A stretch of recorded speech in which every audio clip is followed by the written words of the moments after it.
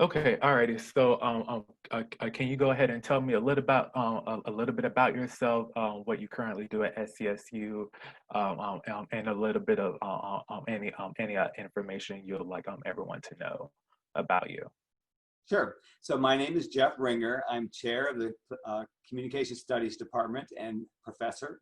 And I teach right now in interpersonal communication. I'm teaching family communication, and I teach courses in conflict management, a variety of courses, training students to be mediators. And I work with our community mediation program on campus. And this is my 34th year teaching at St. Cloud State University. Wow. And my last year as department chair. Wow, 34 years. How Yeah. does it feel to be at St. Cloud State for over 30 years? Well, it kind of feels home. I actually worked more than I lived with my parents. I've worked here 34 years. That's long. I lived with my parents. So it kind of feels like home. And it feels great. I was a, first generation student as well. When I went to college, I was the first member of my family to go to college. So having a career like this is kind of amazed that that I did this, and proud of my accomplishment, and I'm very happy. I've really loved teaching here. It's been a great opportunity for me, and it's been a good school, very supportive. So, and I came out fairly soon after I arrived, and I've received nothing but support the entire time I was here. That wasn't necessarily true for everyone on campus, but my supervisors, my deans, supported me, and so forth. So, yeah. Very excellent. Okay. Alrighty. So our next question is what was your role in the formation of the LGBT Resource Center? Okay, so I arrived here in 1987, and at that time so the student group on campus was kind of a combined student and community group, because there wasn't anything in the community for gay and lesbian folks at the time. So it was a combined, and actually there were a large number of community members came to every meeting. So it was really an interesting and fun group, because that's how I met people in the community, for example. And so on. So that was how it first got started. And earlier that year, there had been a controversy with the Newman Center. The Newman Center is the Catholic church on campus. Mm-hmm. And they were, I think they were hosting the group at that time. And there was a little bit of controversy about that, because some of the church members, some of the conservative church members, didn't feel it was appropriate for a Catholic institution to be supporting gay and lesbian folks. And the priest there was very supportive, and then he ended up leaving. And I can't remember all the details, because that happened before I got there, but that was a controversy that started, they had just finished that when I arrived. Anyways, so I arrived, there were a couple of advisors. Alan Natko was an advisor, and I think Polly Kellogg might have been an advisor at that time.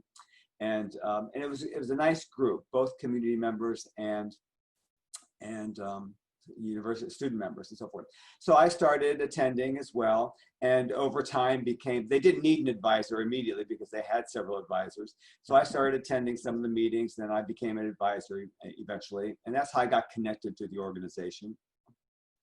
And then over time, then it grew a little bit, and they started developing some programs. So when I first arrived, one of the things that they did was they actually had an office on campus. So in Atwood Center, they allowed student groups to have office spaces. There was on the second floor, back where the vice president for student life and development offices, there was a very large room that was divided into small office spaces. And student groups could have one of those office spaces. So there were 2 groups in each office. And when I arrived, it wasn't the Pink Triangle Resource Center. It was, I think maybe it's Lambda. It might be called Lambda. I can't remember. Okay.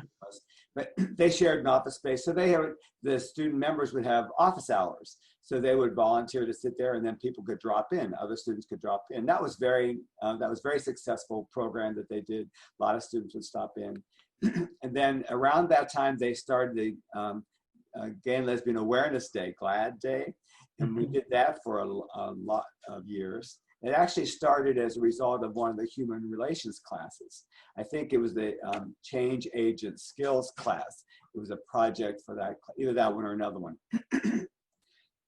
Pardon me. And so they had Glad Day, and then they started a speakers bureau, or they had a speakers bureau. So it was the student organization with the community members.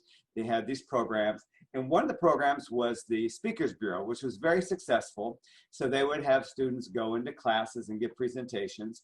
But we started noticing an interesting thing happened. You know, some years the group was very active, as is common with every student organization. They have a lot of members, they're active, but then some years all the active members graduate, and then there's no one left, and then some new people join, but they don't have the experience of the people who left. So that's kind of a cycle that happens with all student organizations, and happens in the clubs in my department and so forth and so forth. So there's this natural cycle that occurs. And we discovered that when that cycle happens, and there's like, for example, all the members of the Speakers Bureau graduate, and then the new ones aren't prepared to do that yet, then there were teachers who were relying on the group to fill a space in their class. So some semesters they'd call the organization and get no response, but they had this time reserved in their syllabus for that speaker. So they would ask someone else to speak, and then we would lose that slot. The next semester, the teacher would kind of continue with that same person. So we started during that natural arcing or cyclical phase, whenever there were you know, not enough students who knew how to do the speakers bureau, we had to train them up. There was some loss involved. And so some classes lost speakers, and we noticed that that's pretty serious, because those speakers bureaus are really helpful, helping students understand the issues related to LGBTQ folks, and also to make the organization known. Students in the class might not have known about the organization, so they joined the organization after the class and so forth. So we started realizing, you know, we need to have some more consistency. And we thought that one way we could get that consistency is if we had a staff member. You know, if we had an employee, a director of the Center for LGBTQ students or something like that, it would be better to have an employee there to make sure that there was always somebody trained to do the speakers bureau, to always answer the phone call, because that was part of the problem, was there was no one doing the office hours. So sometimes no one got the message that the faculty member needed that speaker and so forth. So we needed some consistency. So then we asked for a graduate student. So I remember Polly Kellogg and Nancy Brennan and I were the advisors at the time. And so we recognized that we need some assistance. We need like a position, a full-time or a half-time position, to help us make sure we always had these programs running, and to assist the students with doing the programs and so forth. So we asked for a graduate student, and there's a process by which departments ask for graduate students, and we were turned down the first time we asked. First, or I think several times we might have been turned down. And so because they tend to give the graduate students to the same departments that get them every year. So it's kind of hard to get a new one. So we were turned down. But then all of a sudden we had a new president. After a number of years, we had a brand new president. And I happened to be meeting him because I was involved in the student union. Just a second. Hey, Tracy. Sorry, I should have shut the door before we started. Maybe you can edit that out. Yeah. So I happened to meet this new president several times because I was involved in the union, and he was coming around to meet various entities in the university departments and so forth. And I happened to meet him several times. And I overheard him talking once about how he had allocated $100,000 to use to create graduate assistant positions for various units in the university. And there was a reason for that at the time.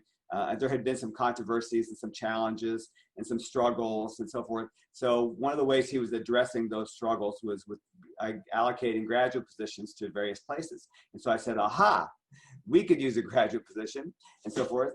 And he just happened to be supportive of GLBTQ folks. So he was from California, and I think he might have been Republican, but he said he just was comfortable with us, and he was fine. He had good friends who were gay and lesbian, and his other Republican friends were upset about it and so forth. So he kind of enjoyed being the different person, okay, the guy who was a little bit more liberal on social issues and so forth.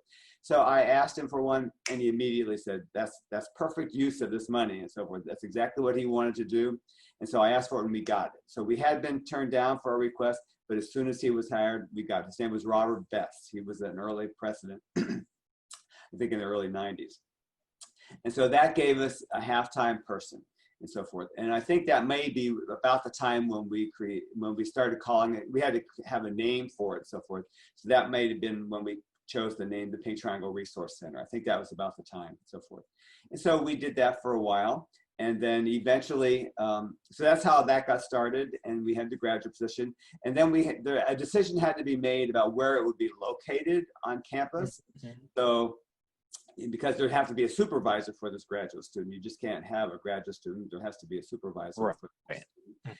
So we thought about the counseling center, and we thought about the women's center, but we decided the counseling center wasn't appropriate. So we placed it in the women's center. And so Jane Olson had recently been hired as the director of the women's center. So she supervised the graduate student and for the Pink Triangle Resource Center for a number of years.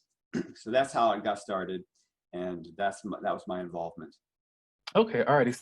So when you think about it, since it started through several of small meetings throughout campus, it became a larger and bigger movement as the needs started to increase. Not only for students but also the St. Cloud community. Is that correct? Yeah, it continued. It continued being both community and university members for quite a while, and I think that continued basically until groups started in the community. So over time, okay. There was kind of a group of lesbians who kind of had a monthly gathering and so forth, and then there were some other clubs started. So eventually, there were more people in the community coming out, and so as that happened, then they created their own organizations and so forth. For a while, there were a couple of bars and so forth. So, but that's all kind of fluctuated, and even now, there's still kind of some fluctuation. But so now it's mostly students on campus. Okay. Cool. So so of course you touched on this a little bit. So you did discuss the formation of the Pink Triangle. So I do just want to just go over briefly again. What was the Pink Triangle, and just some just some details of what you remember. Any some positive or some negative moments throughout your time during the formation of the Pink Triangle.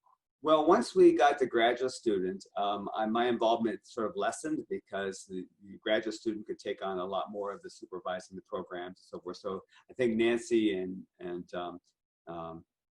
Polly and I kind of gave the graduate students some space and so forth, and so we weren't as involved as we had been as the advisor, as when we were just the straight advisors. Not straight, but it was just the advisors only. And but so I think more programs developed. So they just started developing things like Guess the Straight Student and so forth. And I think that's what it was called, and other kinds of programs. And so it became more consistent. And there was more visibility because then there was someone like a half-time employee who was representing the organization on campus. So there's more visibility, more programs to develop. They continued to do the Speakers Bureau, which has always been important and continues to be important to this day, and other programs as well.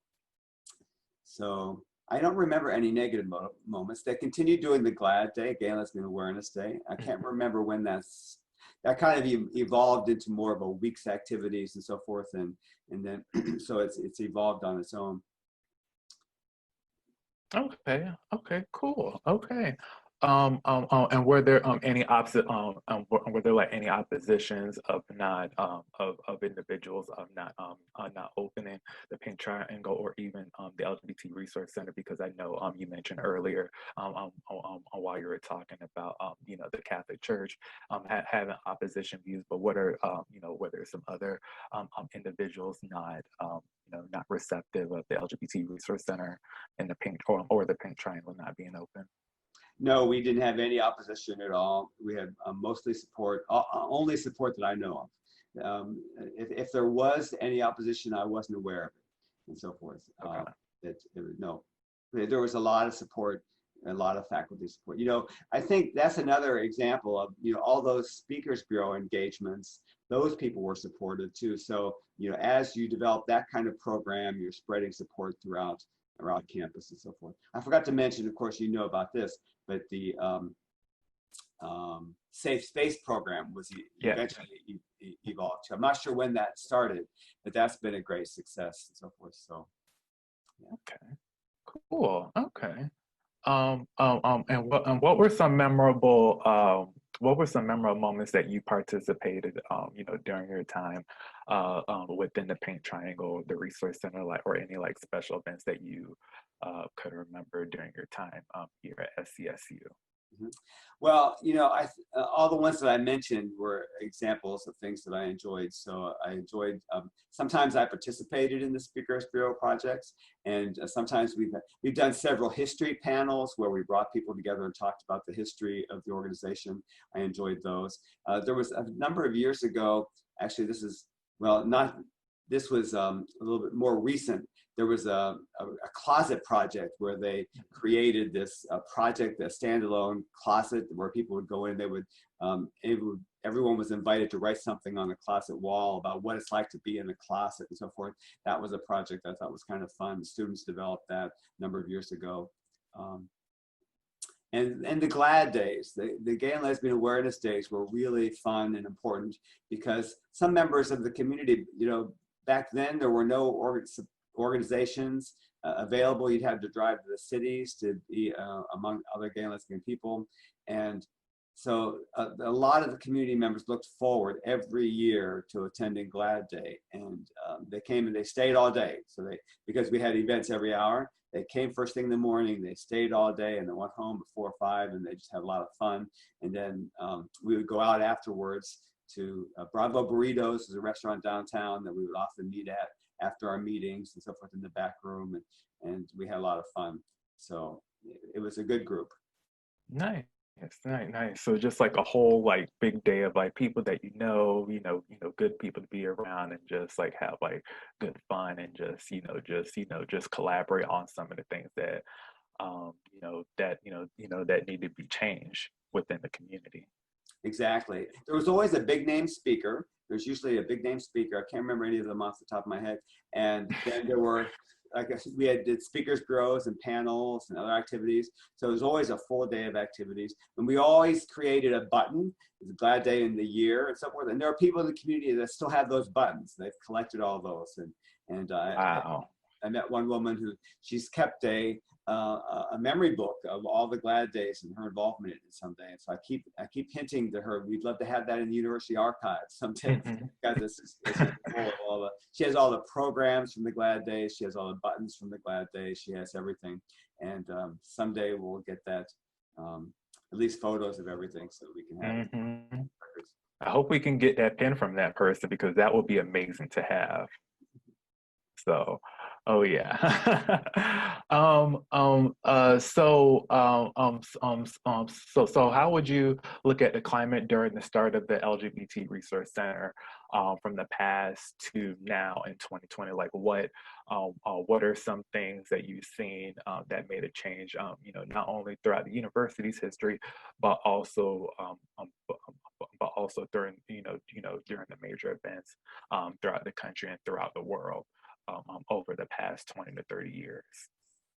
Well, the more recent Pride celebrations have really been huge, and that gives the community something to plan every year and gives us a place to get together and celebrate our lives and celebrate being out of the closet and so forth. And families participate in that as well. It's a very large event and very successful event. And that's something that I look forward to every year. It's really a great event. And so that's probably the biggest one. But, I think even when I started 30 years ago, there were still employees on campus who were afraid to be out of the closet. And I know there were units. So I was in the College of what was it called at that time? Fine Arts and Humanities at that time. And I know the dean was very supportive. And well, an interesting thing happened. So I arrived in 1987, and shortly after I arrived, my dean got a new position. So they were hiring a new dean, and at some point they were hiring a new vice president, and at some point we had a new president. And as a faculty member, those are the people who give me tenure or not. Those are the people who have an impact on my job. And I remember thinking, I came out of the closet, and I wasn't thinking about that, that my supervisor would be changing. We might get a homophobic supervisor, and I'd be in big trouble. So I realized, wow, I really put myself out there advising the student group, and I didn't have tenure yet. And the people who were going to be making final decisions on my tenure were new. And so that made me realize, wow, what did I put myself in? But what I did was then, every time there was an interview for one of those positions, there was always a time when they invited the public to come and ask questions. So if you were hiring a new dean, professors could go and ask questions. If you were hiring a new vice president, pretty much anybody could go and ask questions. So I went to those sessions and I said, how do you support your how would you support your gay and lesbian faculty, gay, lesbian, bisexual faculty? And I was a little nervous about asking the question because it was in public. There are usually 30, 40, 50 people in the room. And I got very good feedback. People said to me, Jeff, we're glad you asked that question because we wanted to see how they answered it. And no one else had asked the question. It wasn't part of the interview process and so forth at that time. Now it might be more common to ask that question, but at that time, no one was asking that question. So that made me feel good, the feedback that I got. And I felt good about asking the question because then we got a chance to know a little bit about the person. And then it also kind of gave them a hint, if you come to St. Cloud State, people are going to be asking you about that. If you're going to work here, then we're going to want to know, what are you doing to support your gay, lesbian, and bisexual students, employees, and so forth. So that was kind of an interesting change. I don't feel a need to do that anymore. Maybe it's because I've got tenure, but I think the campus has changed, and I think that's not as much of an issue as it once was. But when I first arrived, there were people who were employees who were in the closet because they didn't want anyone to know, they were fearful for their jobs. And I know at least one area of the university where there was some hostility and some issues and problems with people who were out of the closet. I won't name names, but it took a while for that unit, for that area to change. It took some retirements and new hires and so forth for the climate in that unit to be different. Okay. Okay. And what would be your hopes for the LGBT Resource Center in the coming years, even after we celebrate our 20th anniversary? My hopes would be that it continues to evolve, new programs, meet students' needs in new ways. Students' needs are changing. Transgender issue, transgender identity really wasn't talked about much in 1987. Although I did meet people early on who had sex changes and so forth. That's what it was called at the time, as opposed to now reassignment surgery. But that really wasn't as much. It wasn't discussed as much, it wasn't in the forefront as much. So I see the center evolving, taking on more issues that are just fantastic and meeting students' needs in a way that we just couldn't even have dreamed of when we first started and so forth. So I just hope the center continues to evolve, to develop new ways of meeting students' needs, to be creative. I love to see the new kinds of programming that evolves, and I'm really looking forward to the future. Great.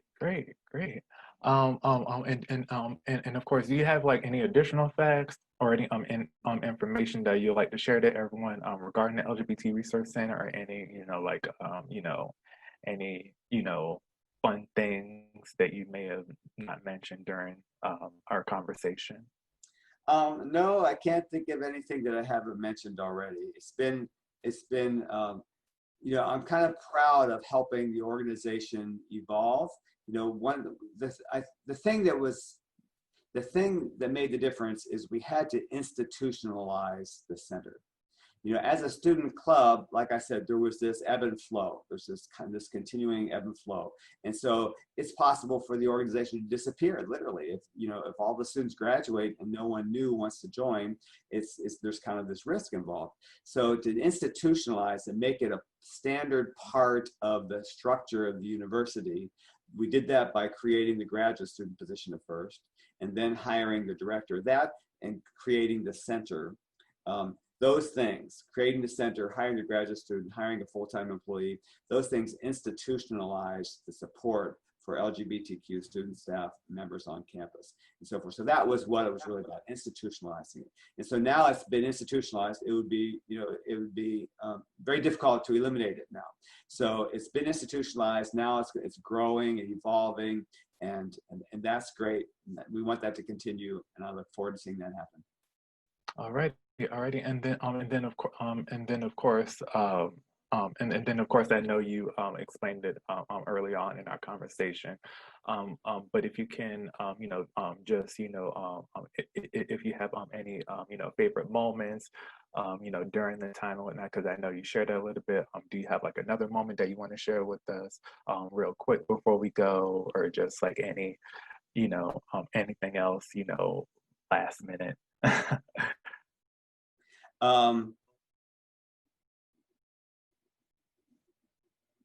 Nope, I think that's it. Okay. Okay, all righty. Okay, all righty. Well, thank you so much for talking with us and sharing your experiences, with the formation, not only the Pink Triangle, but also the LGBT Resource Center. And I hope you have a great, start and rest of the school year. Thank you, Alan. It's been nice All talking. right. No problem. Thank you.